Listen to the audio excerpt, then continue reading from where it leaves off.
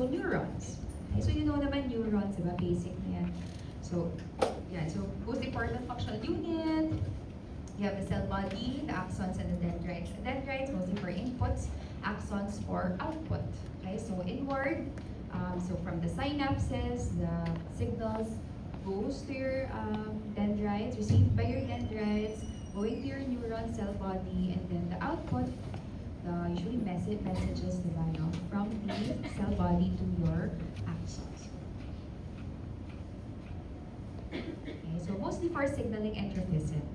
Okay, so they generate and conduct electrical activity, transmit information, and long-term effects required for storage of information. Okay, so they undergo cell division throughout life, but they undergo adaptive changes in morphology and in response to activity or injury.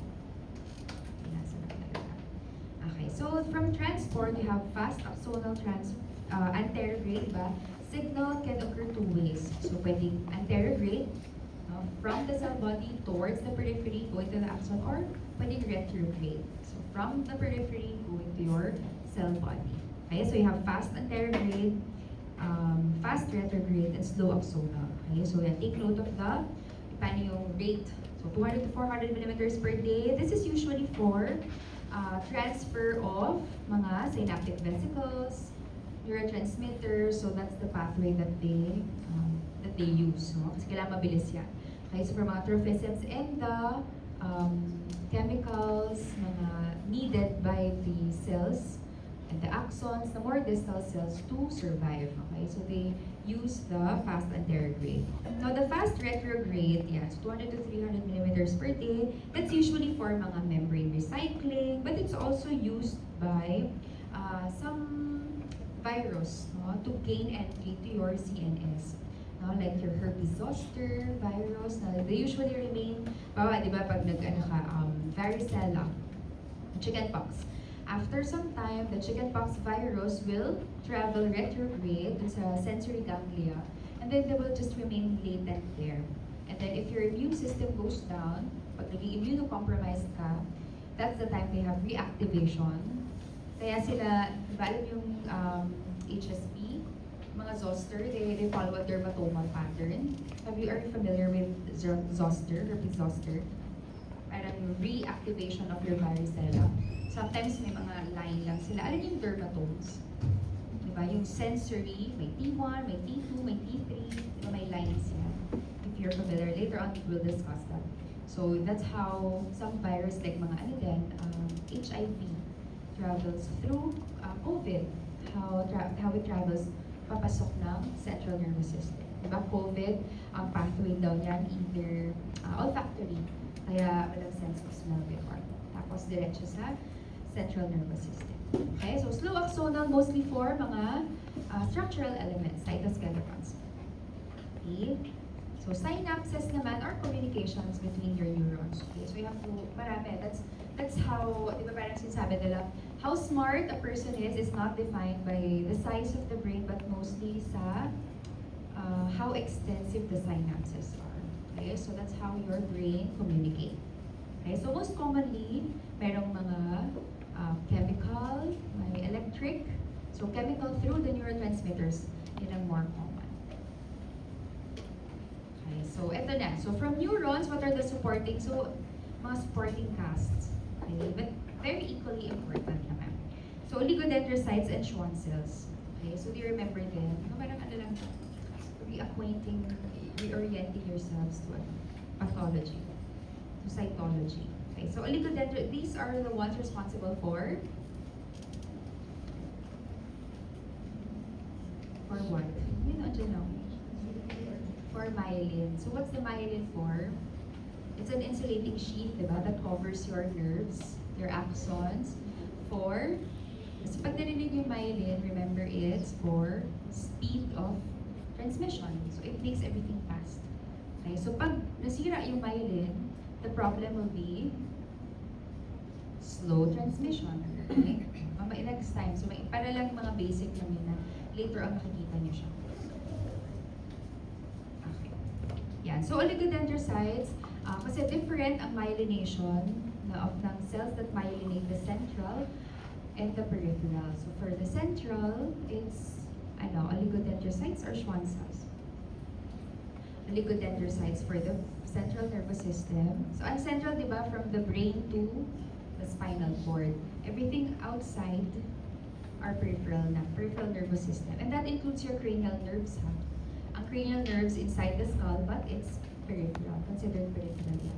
So ang nagmamyelinate sa kanila ay sa cranial nerves.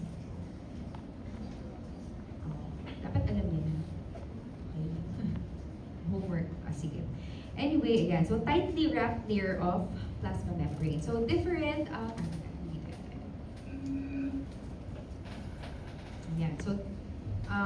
the thickness is determined by how many times nag-wrap around yung myelin. Okay?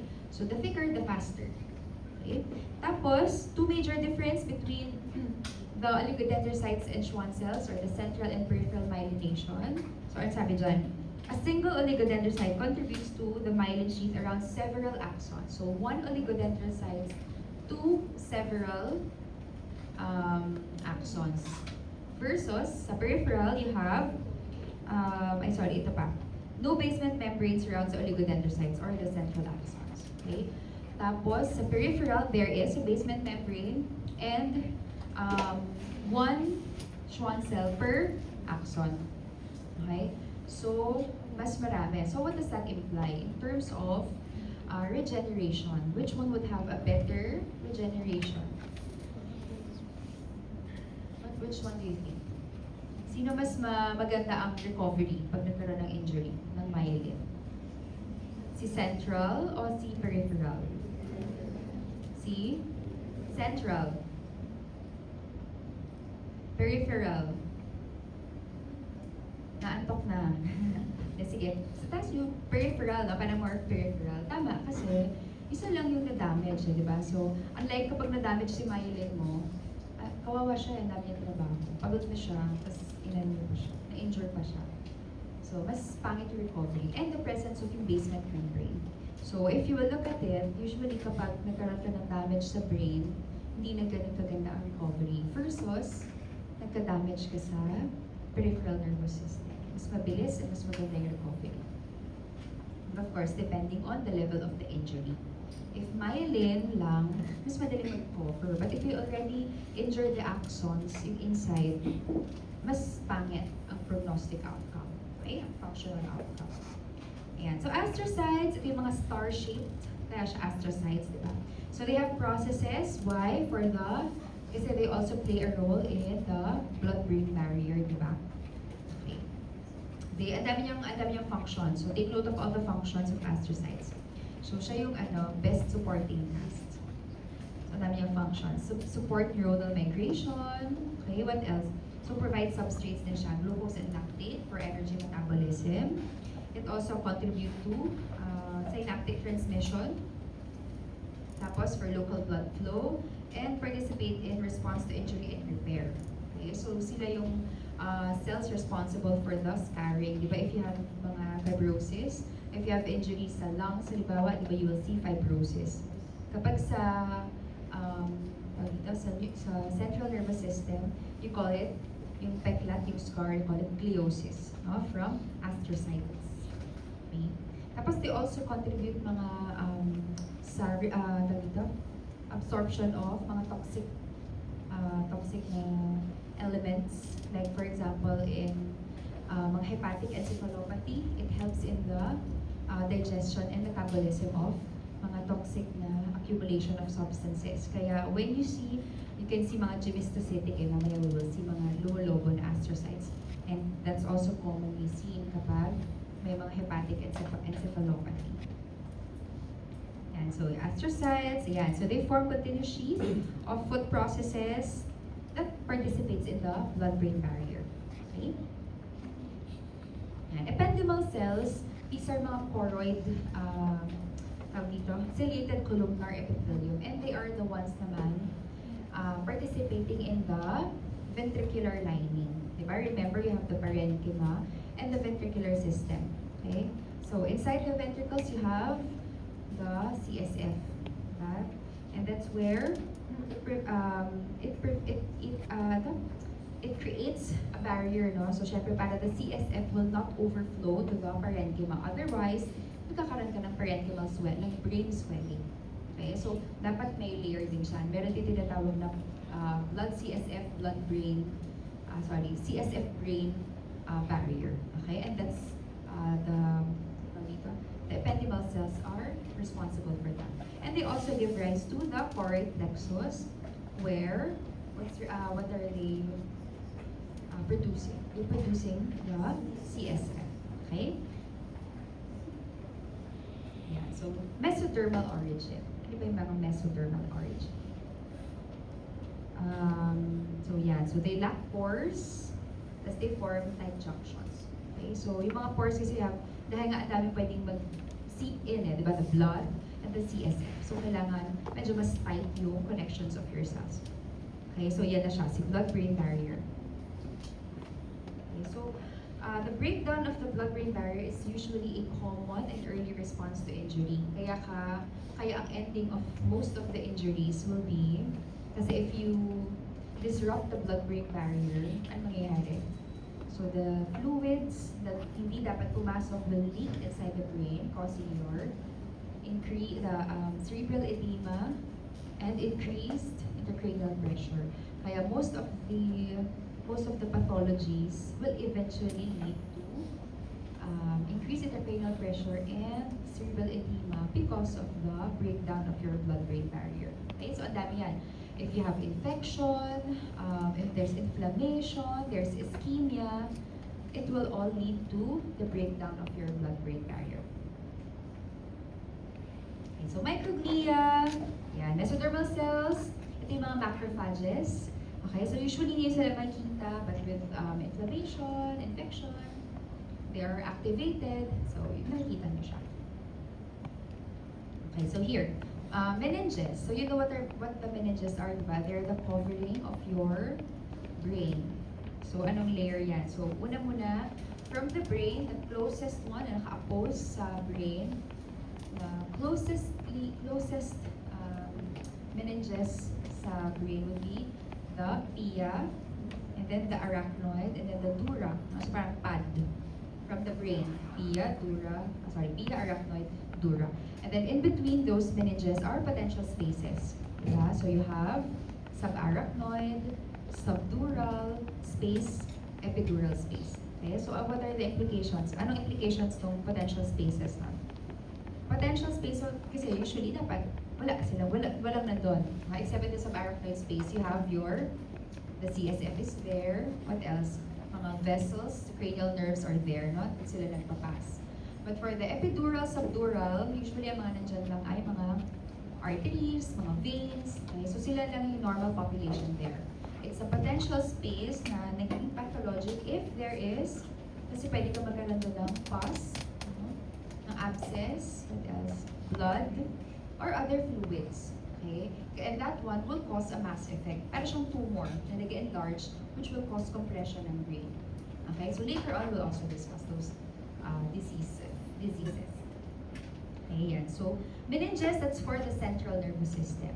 Now, the fibrous connective tissues, ito, mga endoneurium, endomysium, perineurium, perimysium, and epineurium, epimysium are the covering for, parang ganun din, for the nerves and the muscles. Okay? Yan. So, yun lang siya. Okay, so the layer of the skull. So, yung periosteum, the inner layer of the skull, periosteum, that's connected with the outer dura. Okay? So, meron ka dyan yung the dural matter, you have the periosteal layer, and the meningeal layer. Okay? So, consider yun yung sunod-sunod niya. Yan, subarachnoid space. Okay? And then here for this is a nerve fascicle. Diba? So, what encases a fascicle? Perimysium. Each nerve fiber, endo. Tapos yung lahat na groups of fascicles na sila would be epi. Okay? Ayan, tapos na yata. Mati lang to. Kaya niyo pa ba? First day pa lang. Okay. Sige. So, mechanism of injury. So, some transient or permanent. Depende sa na-injure, depende sa time, no? Very, very, very important ang time in neuro. Kasi the longer the injury na present in your system, no? Syempre, the more damage it causes.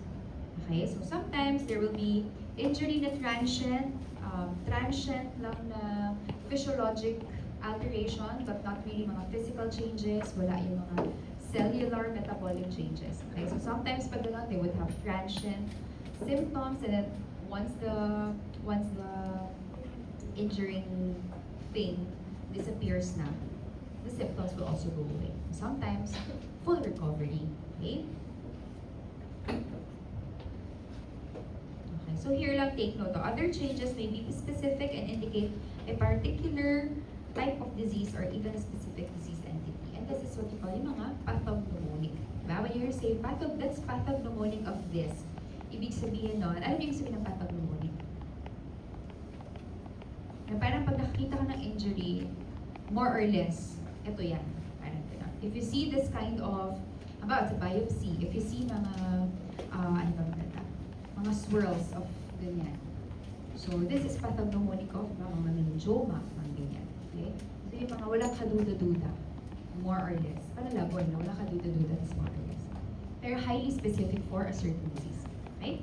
Mamaya, later we will see yung mga inclusion bodies na nag-form. And these are pathognomonic of certain diseases. Yeah. Okay, so cell survival mechanisms. So, pwedeng genetic. Marami actually are genetic, lalo na sa pedia. When you go to pedia, majority of the diseases are genetic. Okay, so may mutations involved, di ba? May certain types of mutation, pwedeng duplication, alteration mismo, deletion, and they will lead to specific kinds of diseases. Right? So, in most diseases, meron namang extrinsic factors. No? Most of the acquired. So, in adult, di ba, pag pedia, marami dyan genetic hereditary diseases. Right? But for adult, marami din naman. May mga late onset. Kasi usually pag genetic, you see that agad at birth. Eh. But there are also some types of genetic diseases or hereditary diseases that would only manifest during the mga late adolescent or even late adulthood yung iba. Okay? So mga late onset. But for most adult neurology na diseases, most are acquired. Diba? So may mga extrinsic factors. Like stroke. Diba? Of course, meron siyang parang hereditary predisposition if bawa maraming nasa-stroke in the family, mga heart disease in the family, diabetes, these are risk factors, no? But the stroke is an acquired, more of an acquired na ano siya, disease from lifestyle, diabetes, mga dyslipidemia, di ba? Okay, what else? Trauma, di ba? Trauma is, not here, unless tayo talaga na ano siya, kawawa naman. Diba? Okay, so yun. And then loss of availability of essential nutrients, entry of toxic substances, diba maraming toxic substances from chemicals, there are mga poisoning, diba mga lead poisoning, arsenic poisoning, but less ano na siya ngayon compared before. Kasi mas aware na, like before yung pencil, yung pagsulat ng pencil, kami nag-lead poisoning before, mga kids na inangat-kat yung pencil. Tapos sa farming, mga pesticide poisoning, mga ganyan. Okay? But there are also attachment of antibodies to cell membranes. So yung mga autoimmune and inflammatory diseases. So pag sa neuro, parang I think sa iba din naman, when we think of differential diagnosis, so ano yung inaano namin? Vitamins, ano yun? Vitamin C, D, yung mga different etiologies na pwede. So, vascular etiology, ano ay inflammatory, tumors, ano autoimmune, ano ba, vitamins M, metabolic metabolic, tapos vitamins, ay ulit infection, and neoplastic, yung hindi pala may trauma, vitamins, and S. Yung S is psychiatric. So, yun yung mga potential diseases na pag nag-iisip ka. Yung C, D, congenital or D, degenerative, mga dementia. So, lahat yun, para maisip mo lahat yung pwedeng mga disease entities. Tandaan niyo na very helpful yan pag nag-iisip kayo ng differentials. Yan. So, ang brain is a highly metabolic organ. Okay? So, glucose ang primary source of energy, but also ketones, di ba? Kaya sabi nila nakakatalino ang pagda-diet and not diet. Sabi nila, di ba tumatalino ka daw with the IF and keto diet. Totoo kaya yun? Try nyo. Sabi, tingnan natin sa exam nyo. Sa prelims, wag. Tapos pag ito ng midterms, pag keto diet kayo lahat, tingnan natin tataas yung scores. Okay, so yeah, it's highly metabolic and it consumes ATP. No? Kaya, ischemia, yung mga patients nyo with hypertension, ischemia, ano pa, yung mga dinudugo, ano, low hemoglobin, desaturations, these are actually very detrimental to the brain kasi nga, highly dependent siya on ATP. Okay?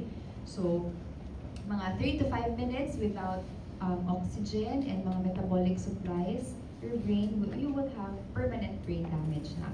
So, ano again, implication of that? For patients who nag-arrest, nag-stop yung heart, nag-cardiac arrest.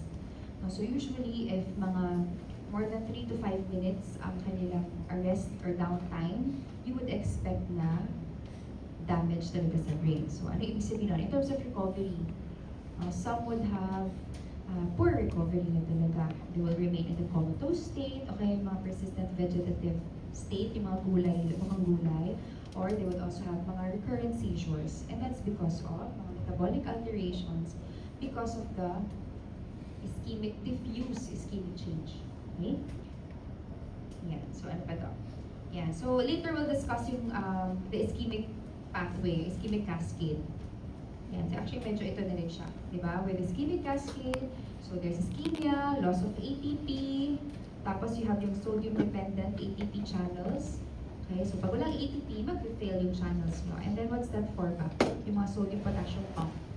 Regulate the mga action potentials. So magkakaroon ka ng sodium imbalance, potassium imbalance, pwede ka magkaroon ng cellular swelling. That's what happens. Kaya nagkakaroon ka ng further down the line, neuronal death. Okay? And that's calcium accumulation. So usually we have calcium accumulation, talagang paano yun eh. Patapos na yung pa-end of the ischemic cascade, going to neuronal death already. Okay, so cell death. So ano pang 3 types of cell death? Necrosis, severe and abrupt. That's what happens in mga stroke. Diba? Necrosis, nabubulok sila. You have apoptosis, autophagy, yung self-eating. Right? Can be physiologic or pathologic. Okay? And then autophagy.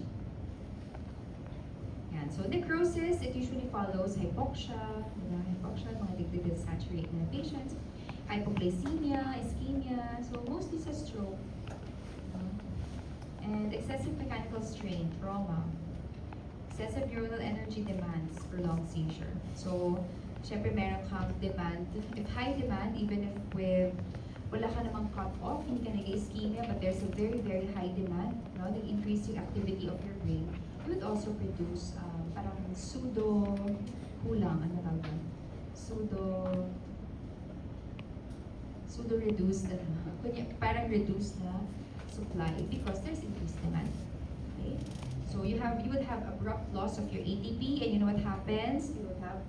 You trigger the ischemic cascade, and eventually neuronal death. Yeah. So if initially, it can be reversible kapag hindi pa talaga nagsiset in yung damage, but of course with time, pwede kang irreversible death na. Okay, kaya may mga tinatawag ba yung mga the continuum of stroke. Sa pinakauna, you would have yung transient ischemic attack. If you were able to restore the perfusion or the blood flow agad to the brain before really lasting damage happens. Okay?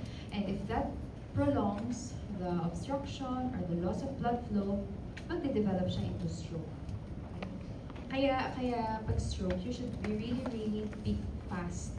No? Kasi you have to, merong ano yan eh, sa umpisa parang namamaga pa lang, ano pa lang siya, salvageable, and then once nalagpasan niya yung time, nagkakaroon ka na ng core that cannot be salvaged anymore, pero yung surrounding can still be salvage. Pwede nyo pang i-rescue. Kaya the faster you are with treatment of stroke, the more brain cells you can rescue or salvage. And apoptosis, no? Alam niyo na itong apoptosis. It's usually normal for embryological development, but it can also be pathologic. And so, take note of the process, di ba? You have cell shrinkage, condensation of your chromatin, di ba? Tapos marginates in the nuclear membrane, fragmentation of your DNA, tapos nag-break siya into dense spheres called your apoptotic bodies, and then phagocytosis. And autophagy, degradation pathway, just take note na lang which processes belong to which type of cell death mechanism. Yeah. So reaction. We've discussed the characters in your central nervous system, what's their function, and how do they react with injury to the brain or to the nervous system. Okay, so neurons are particularly sensitive to ischemia. Okay? Pag ischemia yun yung mga walang blood flow. Diba? So pag nag-arrest, pag nag-stroke, it will produce ischemic injury. Okay?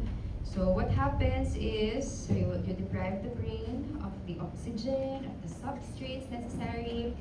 Okay, so nag-fail siya, nagkakaroon ka ng ATP loss, ischemic cascade, then you see the red dead neurons. No? So pag sa slides sa pato, if you see those red dead neurons, that's already a sign of irreversible brain injury. Okay? So yeah, neurons are more susceptible to injury, to energy deprivation, than the glial cells. So the glial cells are yung mga supporting cells, diba? The astrocytes, mga ependymal cells. So neurons, kasi the neurons are really highly metabolic. Really highly metabolic sila. So they really need higher level of your ATP. So very dense, konting drop lang ng ATP, they react to that. Okay? So the more sensitive, yung mga highly sensitive sa ischemia would be ito. Yung hippocampus. What's the hippocampus? Ano ba yung hippocampus? Saan ba siya? So, particularly yung CA1 na part of your hippocampus.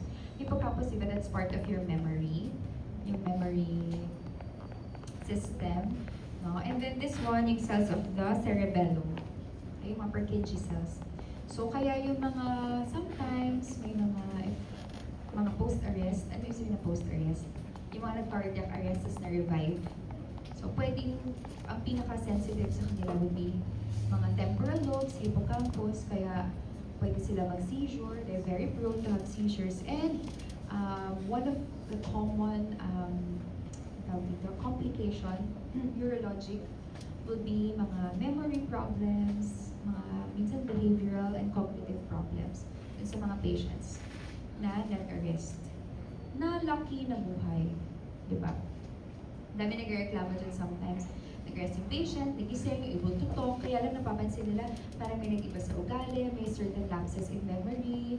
No, kaya lang, those things, wala ka na magagawa doon. Kasi nga, di ba, hindi masyado maganda rin ang recovery and regeneration of your brain.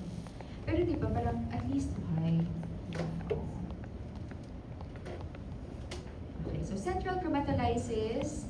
So, change in the neuron cell body after injury to the axon. Okay? So, yan yung nagko-chromatolysis sila. Yan siya. So, nagkakaroon ka ng dissolution of the nisl granules. The nucleus migrates to the periphery of the cell body. Ito, and there is cell body swelling. Ito, kita niyo ito. There. Ang taba-taba ng cell. Okay, so you can also have, ito yung sinasabi ko, yung inclusion body formation na very pathognomonic of certain diseases. Okay, so may abnormal deposition either intranuclear or mga cytoplasmic. Okay? So yan, ito maganda to mga exam questions kasi ito Matandaan niyo na lang. Okay, so halimbawa, in Alzheimer's disease, the pathology kasi in Alzheimer's disease would be abnormal deposition of abnormal amyloid proteins. So somewhere along the way, sa cleavage of your amyloid precursor protein, mali ang nag-cleave, kaya nagkakaroon ka ng abnormal amyloid protein. And this is your A-beta 42. So pag nag-accumulate sila, that's toxic to your cells. Kaya nagkakaroon ng death. And then eventually yung Alzheimer's disease. Okay? So, Creutzfeldt-Jakob, alam yun, yung mga mad cow disease, mga ganun. Mga prion disease, ito yung mga abnormal din ang proteins, di ba? So, mga meron yan. Ay, alam mo, ano to sa ano? Ito, tinatanong pala, hindi pa nga pala kaya na. Tawag nila tayo sa board exam, yung process ng mga pleated proteins, spherical, pleated, yung abnormal sa prion disease. Tinatanong yung naalala ko yan. Okay? So, tau deposition in Alzheimer's disease, yan, mga Pick's disease, Pick bodies for frontotemporal dementia, mga abnormal proteins yung mga yan. Alpha-synuclein, Lewy bodies, yan.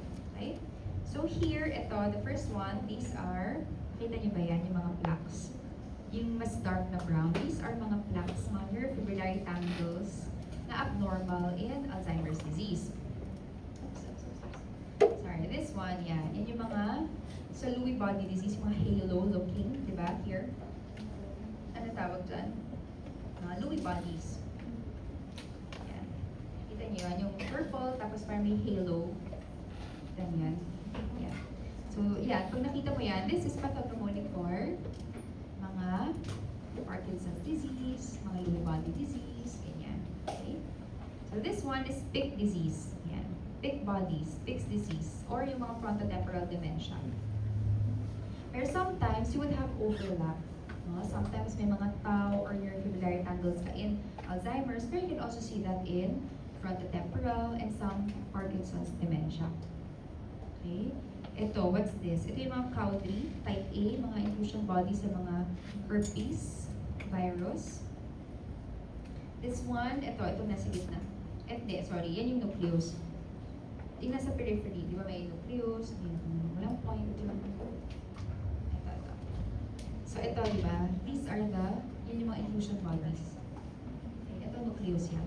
So that's an intracytoplasmic. And that's what you see those are Negri bodies. You see that in rabies. Okay, this one, ito naman yung parang mga scattered prions yan, mga abnormal prion, mga scrapie in prion disease. Yung mga Creutzfeldt-Jakob, or mga mad cow disease, di ba? Alam niyo yun, di ba? Okay. So, that's for the central nervous system. Okay? How about for axons, peripheral nervous system? So, pinaka-ano dyan would be your Wallerian degeneration. So, ang Wallerian degeneration, so if you have an injury in the axon, okay, so distal part of the axon, kasi nga, di ba, kailangan you have to have an intact pathway for the transport of your neurotrophic factors from the cell body going down to the axon. Now, if you cut the axon, so mawala ka ng pathway. Kumbaga, hindi ma-deliver yung distal part. Distal part meaning mas malayong parts from the cell body. So, magda-die yung distal parts. Okay? So, once they are separated from the axons, kasi they're not receiving any nutrients anymore. So, mamatay na sila. Okay? And then, there is interruption of axonal transport. Kasi axons kasi yung tinamaan mo eh. Okay? And there's disappearance of the neurofibrils, the axon break up into smaller fragments. Ayan. So, kaya pangit ang axonal damage. Okay? So, eventually, they disappear completely. If the basement membrane or the Schwann cells are intact, you can have re-innervation. So, pwede ka magkaroon ng axonal sprouting. Ibig sabihin, dun sa taas, kapag nag-survive yung parent cell mo, yung cell body, it can have axonal sprouting. Pwede siyang tumubo ng konti, lalo na if supplied by the nutrients ng Schwann cells and your basement membrane. So, pwede siya mag-re-innervate. Kaya lang, hindi na perfect ang re-innervation niya. Very prone to mga haphazard innervation lang. So, kapag nakita kayo mga nagtutwitch, pag nakita kayo mga Bell's palsy, nakita naman kayo ng Bell's palsy, yung nag-flat yung half of the face. Now, sometimes, pag nagre-recover yun, nag-improve siya, lumalakas yung face, kaya lang, hindi masyado maganda yung pag-grow ng axons nila. Eventually, the the nerve that would only supply the eye would also supply the lips, and vice versa. So when they pout their lips, gumagana yung ano nila. Okay? Meron din tinatawag na crocodile tears. Kapag gutom ka, umiiyak ka. Pag nagsasalivate ka, nag-i-tear. Nagugutom. Kasi same ang innervation. Parang ganun. Kaya yung the breathing arm, meron yung ganun. The one that innervates, C5 nerve root, the one that innervates the diaphragm, kasi also innervates this one. So every time you breathe, the breathing arm. So masabay siya sa breath. And those are examples of mga hindi masyado magandang re-innervation. So yan, regeneration, possible in peripheral nerves, like we've discussed.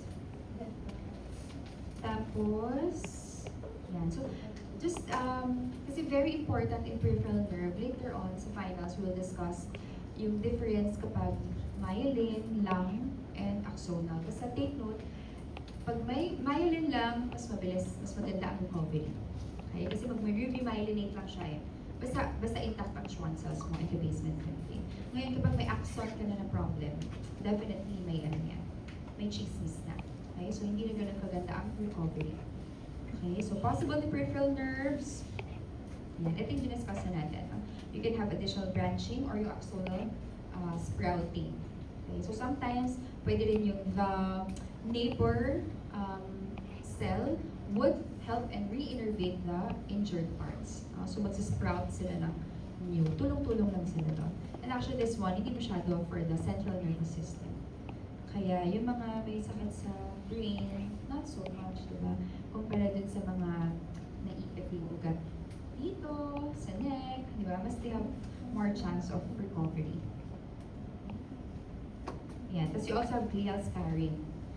And actually, the presence of the glial scarring will also hinder further recovery. Kaya it's both, parang double-edged siya. It helps in, it's a pathologic reaction, it helps in the ganyan, the recovery, but it does not help in the recovery. It actually hinders recovery. Okay, oligodendrocytes, what happens? No? So, they shrink and break up. So, parang like in Mullerian degeneration, di ba? So, they shrink, they break up, and then they dissolve. Okay? So, ito lang, remember. So, demyelination in the brain, ang causes niyan would be pwedeng metabolic, yung mga hyponatremic, the sudden correction, what else? Mga inflammatory, like multiple sclerosis, mga encephalitis, ano pa? Pwede rin toxic, some mga chemo drugs can cause mga demyelination, central demyelination.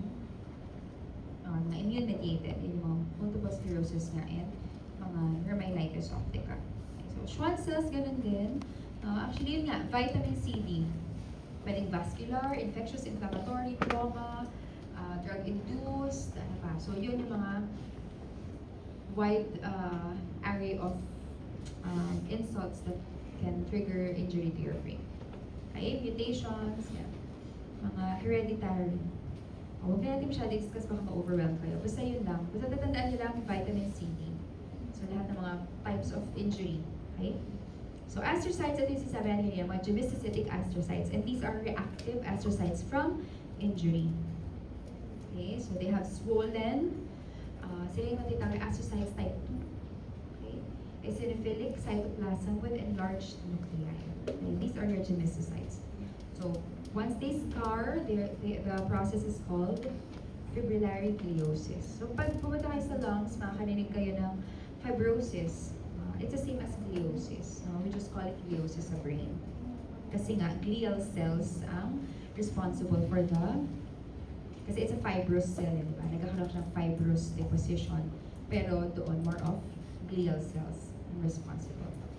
Okay, so microglia, these are the one with maliliit na darkly staining cells. No? When they are activated with the infection or other things, they elongate, they form the rod cells, and they are usually more prominent in chronic infections. Okay?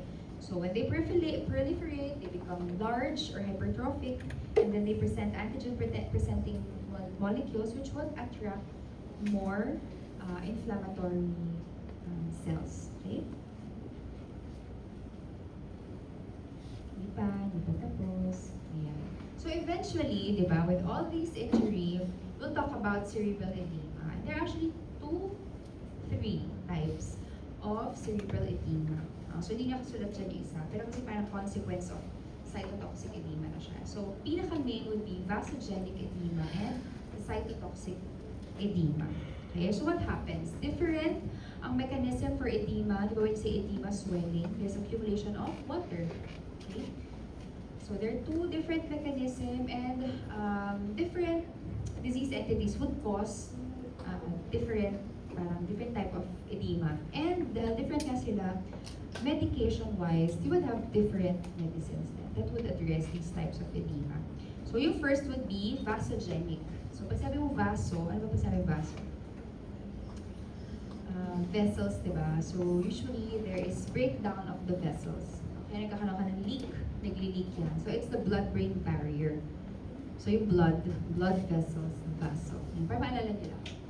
Ano siya, blood-brain barrier. Para maalala, vasogenic for blood-brain. Hindi nyo makakalimutan yan blood-brain barrier. Okay? So when there is breakdown of your blood-brain barrier, you would eventually have what kind of edema? Parang bata. Vasogenic edema. Okay? Yeah, so vasogenic edema. So there's increased permeability.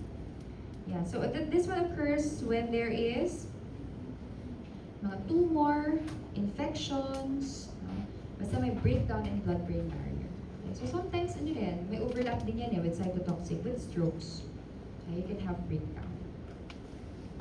Okay, now the cytotoxic edema, remember the one that we're talking about kanina, when there is ischemia. When there's ischemia, cytotoxic edema follows. Kasi this one occurs because of lack of ATP. So if you fail yung ATP pump mo, then there will be accumulation of water and cellular swelling causing your cytotoxic edema. Okay? So, yan. Usually this is the stroke mechanism in stroke, yung edema ng stroke. So yung part na hindi natuluyan ng blood, nagkakaroon ka ng cytotoxic edema, ischemic cascade, cytotoxic edema. Yun yung stroke na makikita niyo sa MRI. So if makakita kayo ng MRI, there's a white spot there, and that corresponds to water. Nagkaroon ka ng build-up of water because nag-fail yung ATP pump mo in that area. Okay? Yan. So, treatment-wise, so for cytotoxic edema, better ang mga mannitol, yan, yung mga hypertonic solutions, so yung maibibigay nyo. For vasogenic edema, may tumor surrounding, may perilesional edema, may edema surrounding the tumor, ang better dyan would be mga steroids. Kasi you want to lessen the inflammation in your blood-brain barrier para medyo pa siya, mag-close yung barrier. Okay? But of course, there will be overlap. A lot of times, there will be overlap. And treatment, you can also give overlap. Yeah. And with cerebral edema, so you remember the Monroe-Kelly doctrine or the Monroe-Kelly equation.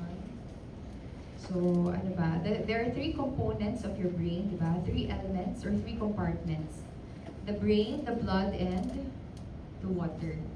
So, dapat they are constant to maintain yung sa space. Okay? So, if one increases, dapat mag-decrease yung dalawa as compensation. Kasi it's an enclosed space. No? Hindi pwedeng maglamangan sila doon. Kaya may magbigay. So, pwede kang mag-decrease. So, kapag lumalaki yung brain mo from swelling, from tumor, no? Those are brain compartment kasi yan. So, either dapat mag-decrease ang CSF mo and the blood flow will also decrease to give space to the increasing brain. Kaya lang, if you have increased perfusion, increased blood flow, or increased CSF, hindi naman kaya mag-shrink ng brain acutely. Diba? So that's when the swelling occurs. Lalo na if, so yan, blood, brain, and CSF, dapat constant. So take note of the volume, more or less naman. So normal ICP or intracranial pressure around 5 to 15 or 8 to 20 cmH2O. Okay, take note of the units. So dapat usually constant yan. Okay.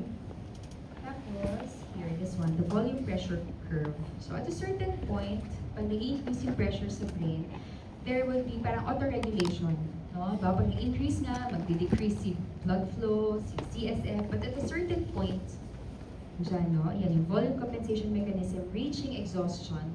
Pag na-reach na exhaustion of the compensation niya, magkakaroon ka na ng exponential increase in the cranial pressure, which is very detrimental and fatal. Yan. So take note of cerebral perfusion pressure. This is very important when you're treating kasi you wouldn't want low cerebral perfusion pressure kasi magkakaroon ka ng ischemia. Okay? And that would eventually nga trigger, di ba, pag ischemia ka, mag-cytotoxic edema ka naman, and then secondary injury na increased ICP. Increased ICP will further lower cerebral pressure. Lalo ka na naman mag-cytotoxic edema. Yan, gano'n lang siya.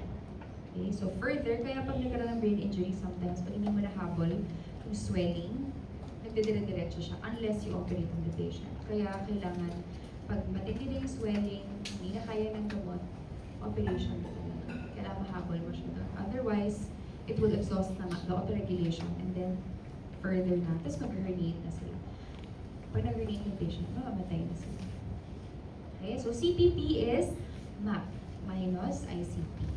Okay, so MAP is yung, di ba, yung systemic pressure. How do you compute for MAP? Yan, yung computation for MAP. Yan, so you compute that. Kasi lalo na pag stroke, dapat marunong ka mag-compute kasi we target a certain MAP range, mean arterial pressure, for stroke patients para ma-maintain yung CPP. Basta ang ano lang yan is, so when you look at the formula, so cerebral blood, perfusion pressure, kapag meron kang increase intracranial ICP, intracranial pressure, pag meron kang increased ICP or intracranial pressure, ano mangyayari? To maintain a good cerebral perfusion pressure. So ano dapat mangyari sa map mo? It should, tingnan nyo lang yan, para ma-maintain mo. It should increase, di ba? Kasi ang taas ng intracranial pressure mo para ma-maintain mo yung magandang perfusion pressure. Kaya, pag may mga patients na mataas ang intracranial pressure, ano mapapansin niyo sa BP nila? Ang tataas ng BP nila. And that's actually a compensatory mechanism to overcome, para makapasok. Kasi di ba, pag high pressure, you need an even higher pressure to go inside. Kaya tumataas yung BP ng mga nasustroke, yung mga increase ang pressure. Kaya di ba sign yan of increased intracranial pressure and high blood pressure. Okay. Increase ICP, decrease ang cerebral perfusion pressure. Kaya you have to increase the MAP. Okay? And then you have to take note of Cushing's reflex. Kailangan you have to be able to identify yung Cushing triad. Okay? And this is a sign of increased ICP and impending herniation. Okay? So ano yan? Hypertension, bradycardia, and bradypnea or irregular respiration. So when you see that sa patient nyo, you should be very vigilant kasi pwede na sila mag-herniate na sila or ongoing herniation na sila. Okay? Yeah. So take note of the normal CPP, 80. Meron mga institutions that can measure, di ba you can measure MAP with the blood pressure apparatus, BPAP. ICP, that you can actually measure that. Kaya lang, hindi lahat ng institutions meron. I think here parang walang, pero kasi mas maganda sa ibang bansa. No? They insert a probe inside the brain to measure. Kaya lang medyo invasive. Pero if you really want to, so parang more or less, you go clinical. Okay, what we do, we go clinical if wala ka.